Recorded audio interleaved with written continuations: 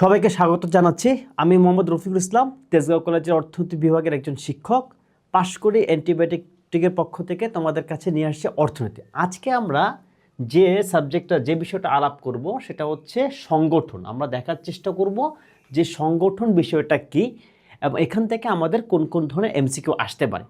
প্রথমে যদি আমরা একটু দেখি যে কি আলাপ করব, প্রথমে হচ্ছে সংগঠনটা বলতে আমরা কি বুঝি এবং এই যে সংগঠনটা নিয়ে যে কাজ করে যে কিনা সংগঠক, সেই সংগঠকটা কে, তার ভূমিকাটা কি, এবং এরপরে এই মালিকানার ভিত্তি এবং বিশেষ একটা এক্সাম্পল এনজিও এবং পাবলিক প্রাইভেট পার্টনারশিপ, এই দুটার পরে আমরা সংগঠকের গুণাবলী দিয়ে আমরা আমাদের আলোচনাটা শেষ করব। প্রথমে যদি আমরা দেখি সংগঠন কি, আমরা কিন্তু ইতিপূর্বে দেখেছি যে উৎপাদনের যে কয়েকটা উপকরণ আছে, একটা হচ্ছে ভূমি, শ্রম, মূলধন, মানে উৎপাদনের উপকরণ হচ্ছে বেসিক্যালি চারটা। এই যে চারটা যে উৎপাদনের উপকরণ আছে, সেই উৎপাদনের উপকরণ কিন্তু নিজে থেকে কোনো উৎপাদন করতে পারে না। এই যে নিজে থেকে সে উৎপাদন করতে পারে না, এই ভূমি, শ্রম, মূলধন, এই তিনটাকে কিন্তু সমন্বয় করতে হয়। এই সমন্বয়টা আসলে কে করে? সমন্বয়টা করে হচ্ছে সংগঠক। এখন প্রশ্ন হচ্ছে সংগঠক বা সংগঠন কখন এই সমন্বয়টা করতে পারে? ঠিক তখনই সমন্বয় করতে পারে যখন তার ভিতরে তিনটা গুণ থাকে। একটা হচ্ছে দূরদৃষ্টি, আর একটা হচ্ছে সিদ্ধান্ত, আর একটা হচ্ছে নেতৃত্ব। মানে একজন ব্যক্তি বা প্রতিষ্ঠান যখন দূরদৃষ্টি দিয়ে সিদ্ধান্ত নিতে পারে এবং তার সেই নেতৃত্ব গুণ থাকে, যে কারণে এই তিনটা যে উপকরণ আছে সেটাকে সে সামনে নিয়ে আসতে পারে, তখন আমরা তাকে বলি হচ্ছে সংগঠক। এখন এইখান থেকে এমসিকিউ কি আসতে পারে? প্রথম এমসিকিউ হতে পারে যে সংগঠকের গুণাবলী কী কী, এটা একটা এমসিকিউ। এরপরে আমরা যদি দেখি যে আরেকটা হচ্ছে যে সংগঠক হচ্ছে কোন তিনটি উপকরণ নিয়ে কাজ করে, এটা হতে পারে আমাদের 2 নম্বর এমসিকিউ। এরপরে যদি আমরা একটু দেখি যে সংগঠক যে কিনা এই কাজগুলা করে, সে কিন্তু একটা কাজ করে না। যেমন আমরা ইতিপূর্বে দেখেছি সে কাজ করে ভূমি, শ্রম, মূলধন, এই তিনটা বিষয় নিয়ে। যদি সেই তিনটা বিষয় নিয়ে কাজ করে, সঞ্চয় কিন্তু তার কাজের মধ্যে পড়ে না। এখানে একটা বিষয় মাথায় রাখতে হবে যে দুইটা শব্দ কিন্তু কাছাকাছি, একটা হচ্ছে সংগঠন আর একটা হচ্ছে সংগঠক। মানে সংগঠন কিন্তু একটা ধারণা, মানে সংগঠন যখন আমি দেখি তখন সেটা হচ্ছে একটা ধারণা বা কনসেপ্ট। তো এই ধারণাকে যে বাস্তবায়ন করে সে হচ্ছে সংগঠক। এই পার্থক্যটা আমাদেরকে একটু মাথায় রাখতে হবে, কারণ যে কোনো সময় চলে আসতে পারে পরীক্ষায় যে সংগঠক এবং সংগঠনের তফাৎটা কি। এটা একটা এমসিকিউ হতে পারে। আরেকটা এমসিকিউ হতে পারে যে কোন কাজটা সংগঠক করে না, এটা হচ্ছে আবার সেকেন্ড আরেকটা এমসিকিউ হতে পারে। এখন যদি আমরা যাই হচ্ছে যে সংগঠনের প্রকারভেদ, সংগঠনকে আমরা অনেকভাবে ভাগ করতে পারি। তো মালিকানার ভিত্তিতে সংগঠনটা বেসিক্যালি 5 প্রকার। প্রথমে আসে হচ্ছে এক মালিকানা কারবার। তো নামটা খেয়াল করো, নামেই একটা কথা বলা আছে। সেটা কি বলা আছে? যে এক, মানে এখানে মালিক হচ্ছে মাত্র একজন। তার মানে এইখান থেকে একটা এমসিকিউ শিখে গেলাম যে কোন প্রতিষ্ঠানে বা কোন সংগঠনে মালিক থাকে একজন। মানে মালিক কোথায় একজন থাকে? যখন সেটা হয় এক মালিকানা। সেকেন্ড হচ্ছে অংশীদার। আচ্ছা, অংশীদার মানে দেখো আমি অংশটা দিয়ে দিচ্ছি, মানে আমি কখন একটা কিছুর অংশ দিই? যখন কিনা সেখানে আরও কোনো ভাগিদার থাকে। ভাগিদার কখন থাকবে? যখন মালিকের সংখ্যা হচ্ছে মোর দ্যান 1। তার মানে কোথায় মালিকের সংখ্যা মোর দ্যান 1 থাকে?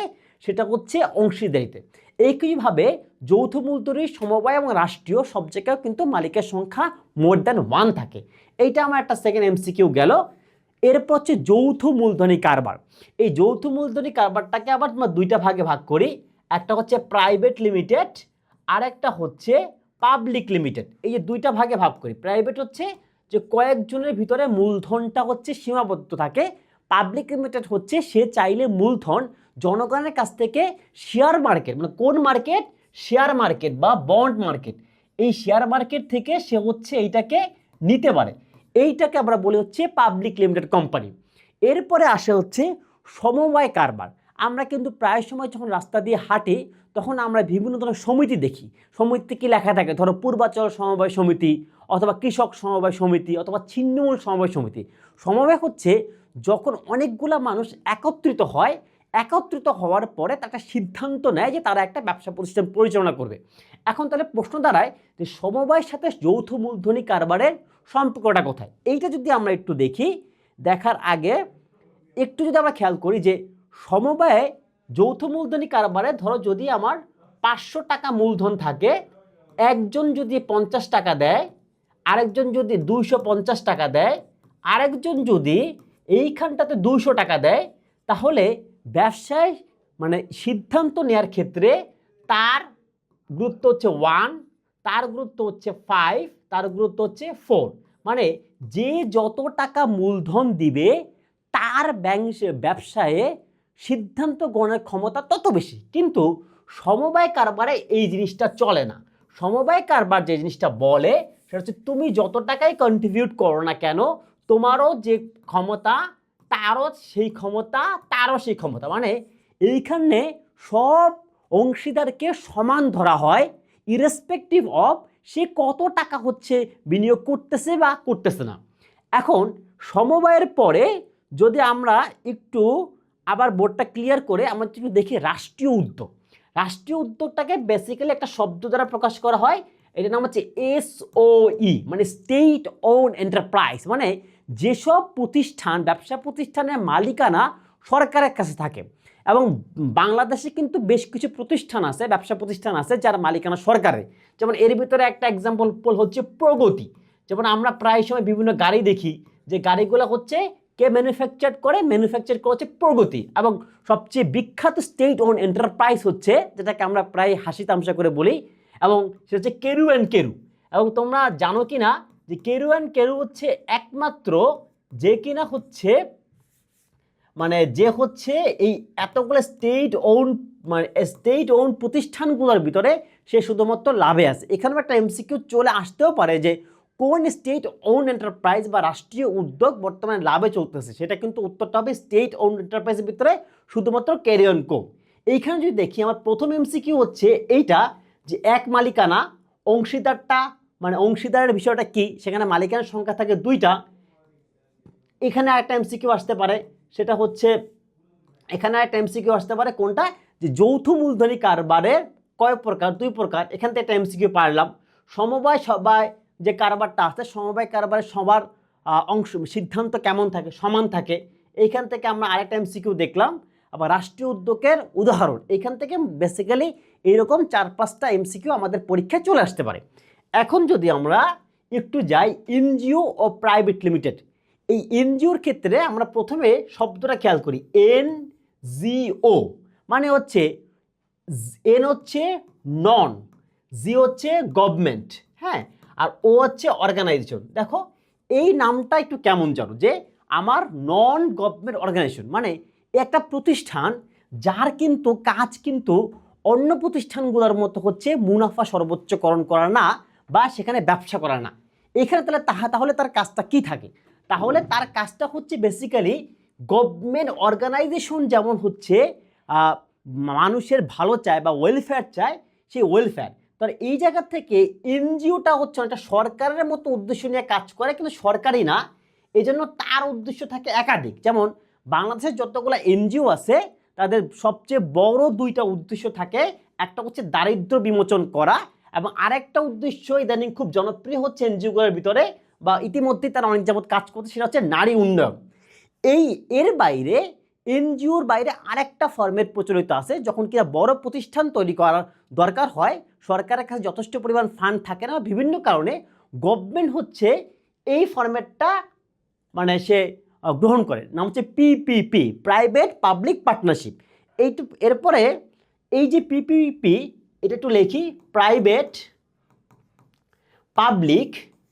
এইখানে একটু খেয়াল করো, এইখানে প্রাইভেটও আছে, এখানে আবার পাবলিকও আছে। মানে এইটা হচ্ছে এমন একটা জায়গা যেখানে ব্যক্তি মালিকানা এবং সরকারের মালিকানা, মানে ব্যক্তির অংশগ্রহণ, সরকারের অংশগ্রহণ হচ্ছে থাকে।